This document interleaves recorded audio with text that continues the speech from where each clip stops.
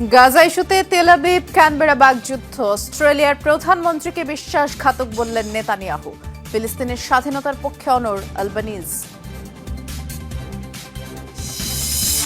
ইউক্রেনের শান্তি ফিরিয়ে স্বর্গে যেতে চান ডোনাল্ড ট্রাম্প। মজার ছলে নয়, সত্যি এমনটা বিশ্বাস করেন প্রেসিডেন্ট, বলছে হোয়াইট হাউস। জনশুনানি চলাকালে নিজ বাসভবনে হামলার শিকার দিল্লির মুখ্যমন্ত্রী। চুলের মুঠি ধরে চড় মারার অভিযোগ, বিজেপির নিন্দা। ফিলিস্তিন ইস্যুতে তীব্র বাগযুদ্ধে জড়িয়েছে ইসরায়েল অস্ট্রেলিয়া। ইহুদিদের প্রতি সমর্থন তুলে নিয়েছে ক্যানবেরা, এমন অভিযোগ করেছেন প্রধানমন্ত্রী বেনিয়ামিন নেতানিয়াহু। অস্ট্রেলিয়ার প্রধানমন্ত্রী অ্যান্থনি আলবানিজকে বিশ্বাসঘাতক এবং দুর্বল আখ্যা দিয়েছেন তিনি। তবে সব চাপ উপেক্ষা করে ফিলিস্তিনের স্বীকৃতির পক্ষে অনড় থাকার ঘোষণা দিয়েছে আলবানিজ। দশকের পর দশক ইসরায়েলের মিত্র হিসেবেই বিবেচিত হয়েছে অস্ট্রেলিয়া। বিপত্তি বাধে ফিলিস্তিনকে রাষ্ট্রের স্বীকৃতি দেওয়ার সিদ্ধান্ত ঘিরে গত সপ্তাহে ক্যানবেরা এমন পদক্ষেপের ঘোষণা দিলে চটে যান ইসরায়েলি প্রধানমন্ত্রী বেনিয়ামিন নেতানিয়াহু। শুরু হয় কূটনৈতিক বিবাদ। সোমবার ইসরায়েলের ক্ষমতাসীন জোটের এক কট্টরপন্থী সদস্যের অস্ট্রেলিয়ায় প্রবেশে নিষেধাজ্ঞা দেয়া হয়। জবাবে ফিলিস্তিনে নিযুক্ত অস্ট্রেলীয় প্রতিনিধিদের ভিসা বাতিল করে তেল আবিব। এছাড়া অস্ট্রেলিয়ার যে কোনো সরকারি ভিসার আবেদন সতর্কভাবে পরীক্ষার নির্দেশ দেয়া হয় ক্যানবেরায় অবস্থিত ইসরায়েলি দূতাবাসকে। এখানেই শেষ নয়। মঙ্গলবার এক টুইট বার্তায় অস্ট্রেলীয় প্রধানমন্ত্রীকে বিশ্বাসঘাতক ও দুর্বল বলে মন্তব্য করেন বেনিয়ামিন নেতানিয়াহু। ইসরায়েলি প্রধানমন্ত্রীর মন্তব্যের কড়া জবাব দিয়েছে অস্ট্রেলিয়া।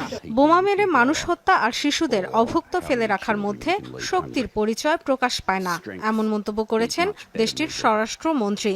যে কোনো চাপ সত্ত্বেও ফিলিস্তিনকে স্বীকৃতি দেওয়ার সিদ্ধান্তে অটল থাকবে ক্যানবেরা, বলেছেন প্রধানমন্ত্রী অ্যান্থনি আলবানিজ। আমি এসব ব্যক্তিগতভাবে নেই না, কেবল বলতে চাই অবশ্যই বিশ্বজুড়ে উদ্বেগ বাড়ছে এবং মানুষ এই সহিংসতার শেষ দেখতে চায়। অস্ট্রেলিয়ার অবস্থান অপরিবর্তিত থাকবে।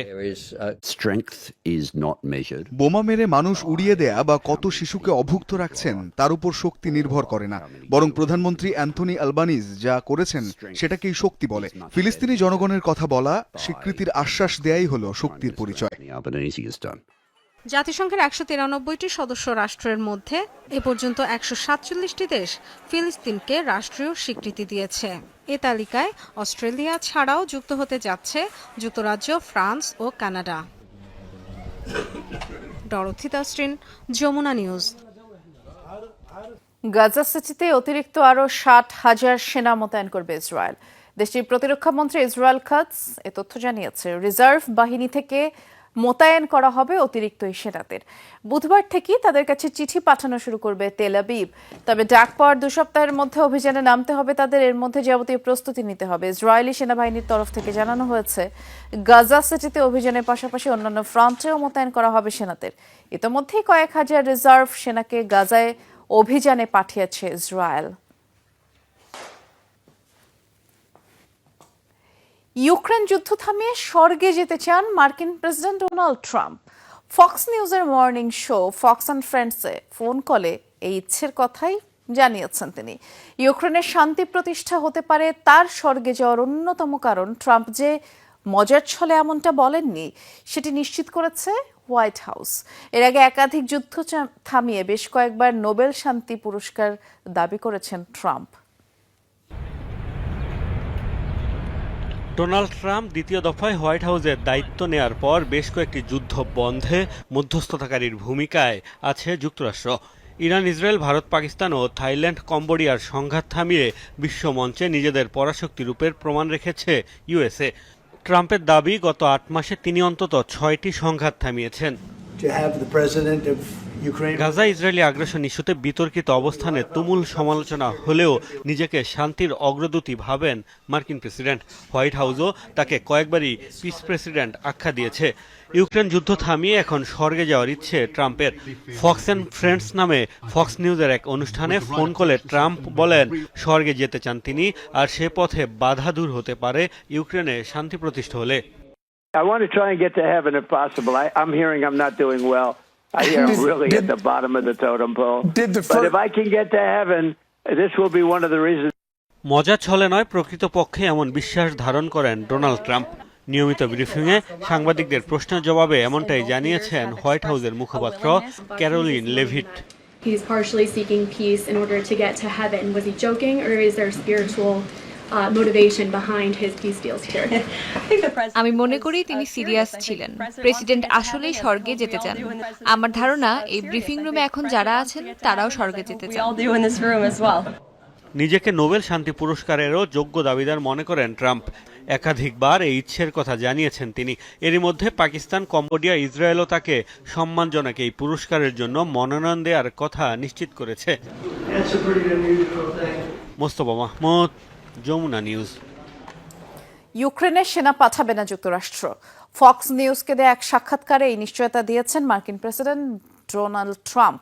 মঙ্গলবার দেয়া সাক্ষাৎকারে তিনি জানিয়েছেন, ইউক্রেনকে সুরক্ষা দিতে সেনা পাঠাবে ইউরোপীয় দেশগুলো। অপরদিকে বিভিন্ন দিক নির্দেশনা প্রদানের পাশাপাশি আকাশপথে সুরক্ষা নিশ্চিত করবে ওয়াশিংটন। ডোনাল্ড ট্রাম্প আরও বলেন, ইউক্রেনে পশ্চিমা সৈন্য মোতায়েন মেনে নিতে পারবেন রুশ প্রেসিডেন্ট ভ্লাদিমির পুতিন, যে পরিকল্পনা বরাবরই প্রত্যাখ্যান করে আসছে ক্রেমলিন। হোয়াইট হাউসের প্রেস সেক্রেটারি ক্যারোলিন লেভিট জানান, মস্কো কিয়েভের মধ্যে শান্তি আলোচনাতেও উঠবে না ইউক্রেনে মার্কিন সেনা মোতায়েনের প্রসঙ্গ।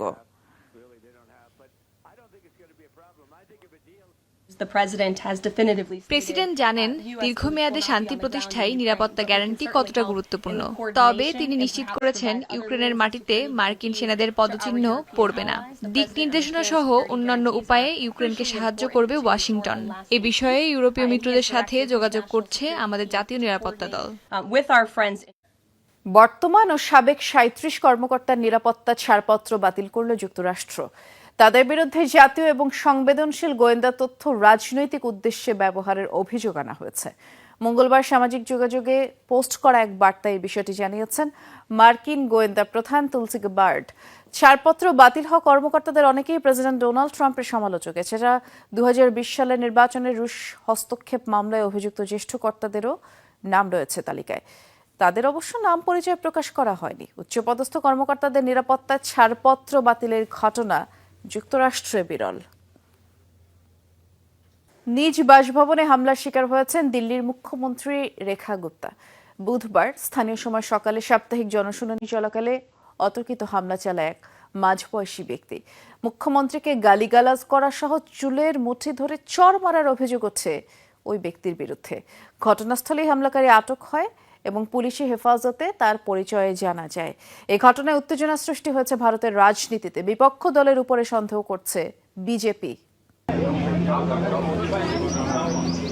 দিল্লিবাসীর বিভিন্ন সমস্যা উদ্বেগের কথা জানতে প্রতি সপ্তাহে এমনই জনশুনানি আয়োজন করে থাকেন মুখ্যমন্ত্রী রেখা গুপ্তা। প্রতিটি শুনানিতে শত শত মানুষ তুলে ধরেন নিজ নিজ সমস্যার কথা।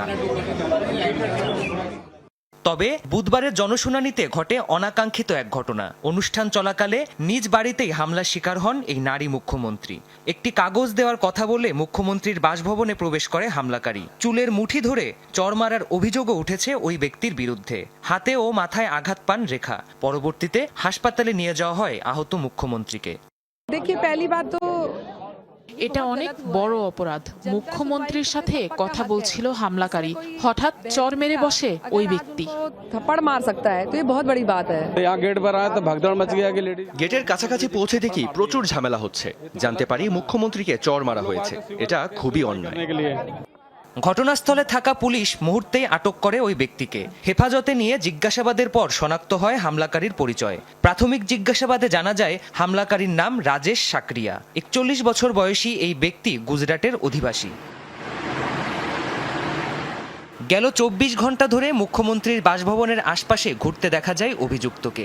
এ ঘটনায় উত্তেজনা শুরু হয়েছে ভারতের রাজনৈতিক অঙ্গনে। বিপক্ষ দলগুলোর উপর সন্দেহের তীর ছুড়ছে ক্ষমতাসীন বিজেপি।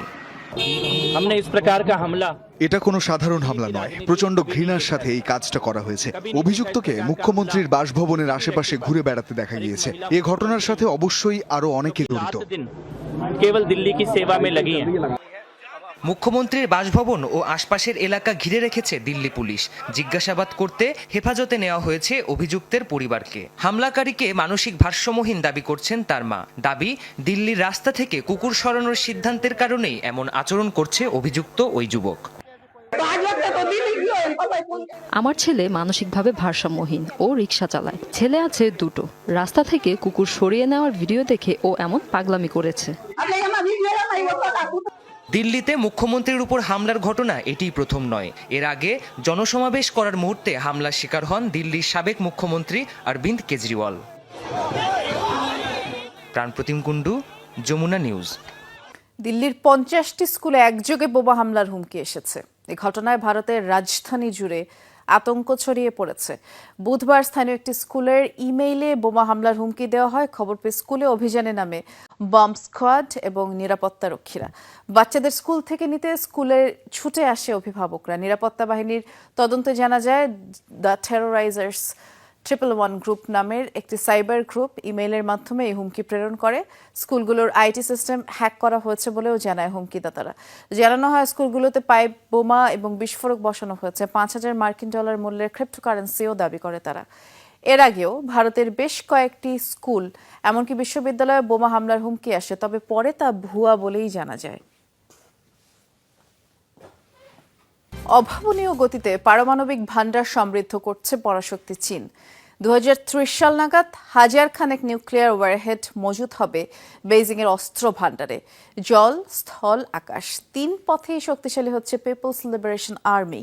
বার্তা সংস্থা রয়টার্সের বিশ্লেষণে সব তথ্য উঠে এসেছে। এমন পরিস্থিতিতে বিশ্বকে চমকে দিতে সবচেয়ে আধুনিক ও শক্তিশালী অস্ত্র ভান্ডার উন্মোচনের ঘোষণা দিয়েছে চীন।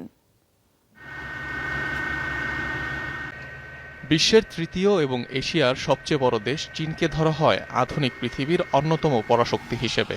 যুক্তরাষ্ট্র, রাশিয়ার পরপরই শক্তিশালী দেশের তালিকায় বরাবরই চীনকে রেখেছেন সামরিক বিশ্লেষকরা, যার নেপথ্য কারণ হিসাবে ভাবা হয় বেইজিংয়ের উত্তরোত্তর বাড়তে থাকা পারমাণবিক ভান্ডারকে। রয়টার্সের বিশ্লেষণ বলছে নিউক্লিয়ার ট্রায়াড অর্থাৎ স্থল, জল আর আকাশ 3 পথেই পরমাণু হামলার সক্ষমতা বাড়াতে রীতিমতো উঠে পড়ে লেগেছে চীন। সে লক্ষ্যে অন্য যে কোনো পরাশক্তির চেয়ে দ্রুতগতিতে পারমাণবিক অস্ত্র বানাচ্ছে দেশটি। ধারণা করা হয় বর্তমানে চীনের পিপলস লিবারেশন আর্মির অস্ত্র ভান্ডারে 600টির মতো নিউক্লিয়ার ওয়ারহেড রয়েছে, যা 2030 সালের মধ্যে 1000 ছাড়িয়ে যাবে। এর সাথে নতুন করে 350 মিসাইল সাইলো বানাচ্ছে পিএলএ। বর্তমানে এই মিসাইল লঞ্চারের সংখ্যা 700রও বেশি। বলা হয়ে থাকে এর মধ্যে 450টি থেকেই যুক্তরাষ্ট্রে পৌঁছাতে সক্ষম এমন মিসাইল উৎক্ষেপণ করা যায়। এদিকে দ্বিতীয় বিশ্বযুদ্ধের 80তম বছরপূর্তি উপলক্ষে আয়োজিত প্যারেড ঘিরে নতুন ঘোষণা দিয়েছে চীনের সামরিক বাহিনী। আসন্ন কুচকাওয়াজটিতে সবচেয়ে আধুনিক এবং শক্তিশালী অস্ত্র উন্মোচনের সিদ্ধান্ত জানিয়েছে পিএলএ, যেখানে থাকবে নতুন প্রজন্মের যুদ্ধবিমান, মিসাইল সিস্টেম সহ অন্যান্য সামরিক সরঞ্জাম। অনিক রহমান, যমুনা নিউজ। দক্ষিণ কোরিয়াকে কখনোই কূটনৈতিক সহযোগী হিসেবে দেখবে না উত্তর কোরিয়া। আবারও সিওলের দেয়া শান্তি প্রস্তাব প্রত্যাখ্যান করে এমন মন্তব্য পিয়ংইয়ংয়ের। বুধবার রাষ্ট্রীয় সংবাদ মাধ্যমে প্রকাশিত উত্তর কোরিয়ার সর্বোচ্চ নেতা কিম জং উনের বোন কিম ইয়ো জং এর একটি বিবৃতিতে এমনটা উল্লেখ করা হয়। এতে যুক্তরাষ্ট্র দক্ষিণ কোরিয়ার মধ্যকার সামরিক মহড়ার প্রতিবাদ জানান দেশটির শীর্ষ পররাষ্ট্রনীতি বিষয়ক উপদেষ্টা। দাবি করা হয় দ্বিমুখী আচরণ করছে সিওল। এর আগে গেল সপ্তাহে 2 কোরিয়ার সীমান্তে উত্তেজনা কমাতে 2018 সালের একটি চুক্তি পুনরুদ্ধারের ইচ্ছা প্রকাশ করেন দক্ষিণ কোরিয়ার প্রেসিডেন্ট লি জায়ে মিয়ং। ইরানের বিরুদ্ধে ব্যবহার হবে না আলোচিত ট্রাম্প করিডর। হুমকির কোনো কারণ নেই তেহরানের জন্য, আশ্বাস দিয়েছে আর্মেনিয়া। এমনটা জানিয়েছেন আর্মেনিয়া সফররত ইরানের পররাষ্ট্রমন্ত্রী আব্বাস আরাগচি। দাবি দেশটির প্রেসিডেন্ট নিজেই খামেনি প্রশাসনকে আশ্বস্ত করেছে। এর আগে মঙ্গলবার রাজধানী ইয়েরেভানে আয়োজিত হয় 2 দেশের দ্বিপাক্ষিক বৈঠক। অংশ নেন ইরানের প্রেসিডেন্ট মাসুদ পেজেশকিয়ান, আর্মেনিয়ার প্রেসিডেন্ট নিকোল পেশনিয়ান। যুক্তরাষ্ট্রের মধ্যস্থতায় কয়েকদিন আগে চিরবৈরী প্রতিবেশীর মধ্যে শান্তি চুক্তি হয়, যার আওতায় ইরান সীমান্ত ঘেঁষে আর্মেনিয়ার মধ্য দিয়েই করিডোর সুবিধা পায় আজারবাইজান।